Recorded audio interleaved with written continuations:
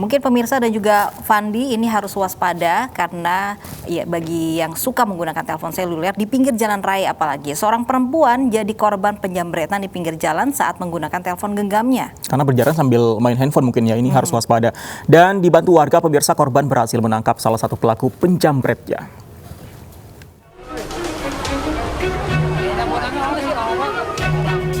Rinto Jumantoro, usia 40 tahun, warga Bojong Rawa, Buaya Cengkareng, Jakarta Barat ini tidak bisa berkutik saat dirinya ditangkap warga akibat aksi penjambretan yang dilakukannya. Tertangkap penjambret karena korbannya sepasang remaja yang berani melawan ketika aksi penjambretan telepon genggam miliknya terjadi di Jalan Outer Ring Road, Duri Kosambi, Cengkareng. Kejadian ketika motor korban mogok di tengah jalan, sehingga korban menelpon temannya untuk membantu sepeda motor yang rusak. Namun tiba-tiba saja kedua pelaku yang juga mengendarai sepeda motor dari arah belakang langsung menyambar telepon genggamnya. Pelaku dan korban sempat terjadi tarik-menarik handphone. Sementara teman laki-laki korban berteriak minta tolong pada warga sekitar. Satu pelaku berhasil lolos meninggalkan rekannya yang diamuk warga. Motor pacar saya mati, terus kan saya lagi main HP di atas motor, terus tiba-tiba ada dua orang dari belakang, yang satu yang dibonceng nyambret HP saya, terus saya tarik yang di belakang, terus yang bawa motornya dibawa sama pacar saya, terus HP-nya saya ambil lagi. Aksi kejahatan penjambretan di pinggir jalan bukanlah kali pertama yang terjadi. Warga sekitar pun kerap menangkap para pelaku yang biasa memanfaatkan kelengahan korban yang tengah bermain telepon genggam di pinggir jalan. Dari Jakarta, Sofyan Firdaus, iNews melaporkan. Ya, selanjutnya pemirsa, ini ada kasus penganiayaan yang penyebabnya ini agak aneh sebenarnya, Love, karena korban berwajah mirip ibunya. Dan polisi menangkap nenek dan bibi yang diduga menganiaya bocah perempuan berusia 7 tahun di Kota Bukit Tinggi, Sumatera Barat. Nah, dari rumah pelaku, polisi menyita rotan dan juga lidi yang digunakan pelaku saat melampiaskan kekesalan pada korban. Sementara korban yang mengalami luka dan trauma telah mendapatkan pendampingan pemulihan dari Pusat Pelayanan Terpadu Perlindungan Perempuan dan Anak.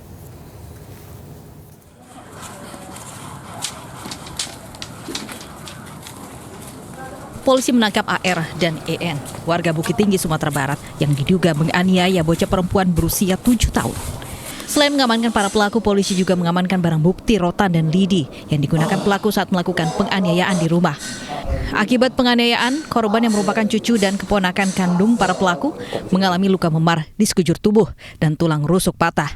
Saat diperiksa di ruang unit Pelindungan Perempuan dan Anak PPA Satreskrim Polres Bukit Tinggi, tersangka AR dan EN mengaku karena kesal pada korban.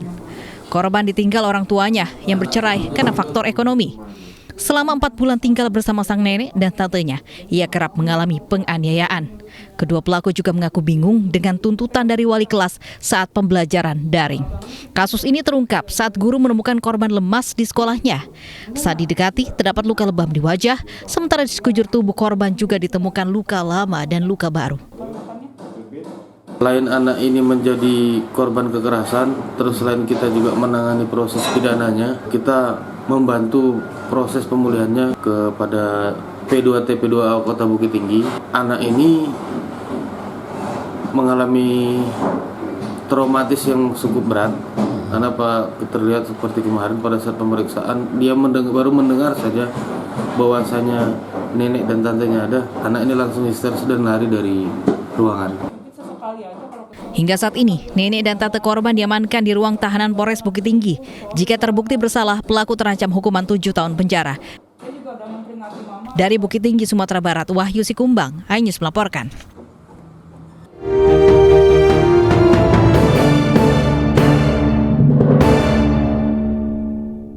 Pemirsa, pemerintah telah mendatangkan 1,2 juta vaksin COVID-19 dari Cina. Sejumlah rumah sakit di Indonesia pun rupanya sudah membuka pre-order vaksin COVID-19.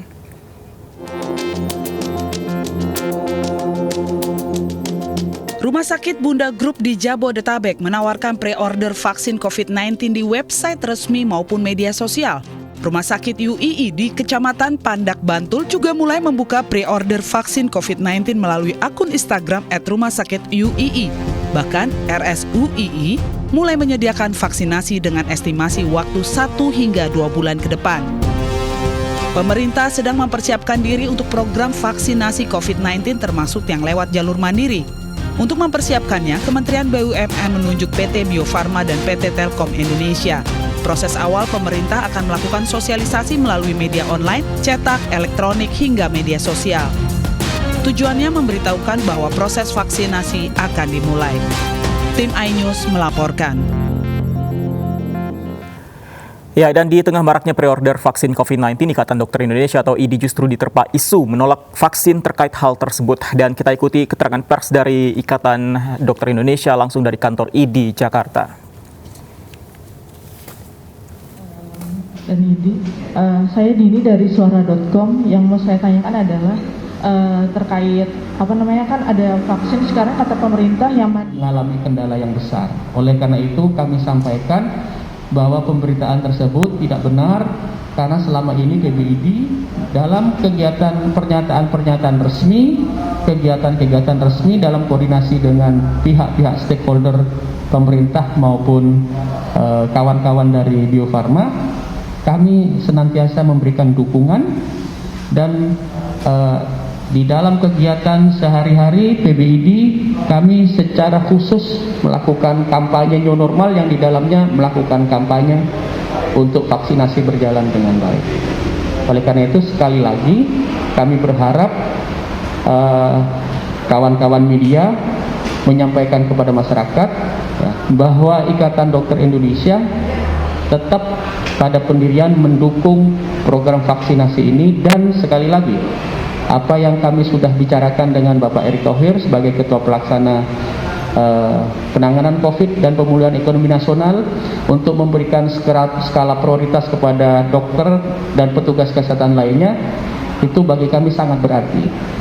Kami sangat sadar bahwa kami ini adalah profesi yang rentan sekali, sangat rentan, mungkin paling rentan tertular COVID-19 ini karena selalu berhadapan dengan pasien. Korban di kami, dokter sudah mencapai di atas 200 orang. Perawat saya dengar sudah di atas 130 orang. Dokter gigi sudah juga banyak, bidan juga banyak tertular. Nah, kalau kita diprioritaskan, maka tentunya ini sesuatu yang baik dan strategis supaya petugas kesehatan tidak banyak tertular lagi dan terus bisa melakukan perawatan kepada saudara-saudara kita yang sakit. Hal yang paling penting untuk kita ketahui, mungkin semua menyadari bahwa masyarakat Indonesia ini, masyarakat kita adalah masyarakat paternalistik. Masyarakat paternalistik ini biasanya masyarakat yang tidak hanya sekedar mau ikut ya, atau mengerti, memahami dengan penjelasan-penjelasan verbal. Masyarakat paternalistik itu biasanya harus diberikan contoh oleh orang-orang yang dianggap pemimpinnya, orang-orang yang dianggap lebih tua, orang-orang yang dianggap lebih mengerti, memberikan contoh. Oleh karena itu, kalau Bapak Presiden sudah menyampaikan bahwa Bapak Presiden sudah bersiap ya menjadi bagian yang pertama disuntik, Ikatan Dokter Indonesia juga mungkin karena dianggap sebagai role model dalam bidang kesehatan, kami juga bersedia menjadi salah satu yang siap pertama dilakukan penyuntikan dengan contoh atau role model seperti itu. Kami yakin akan lebih memperkuat kepercayaan masyarakat kepada proses vaksinasi. Jadi kami sangat bersyukur kalau semua pimpinan ya yang sudah dicontohkan Bapak Presiden mau segera dilakukan vaksinasi, termasuk Ikatan Dokter Indonesia.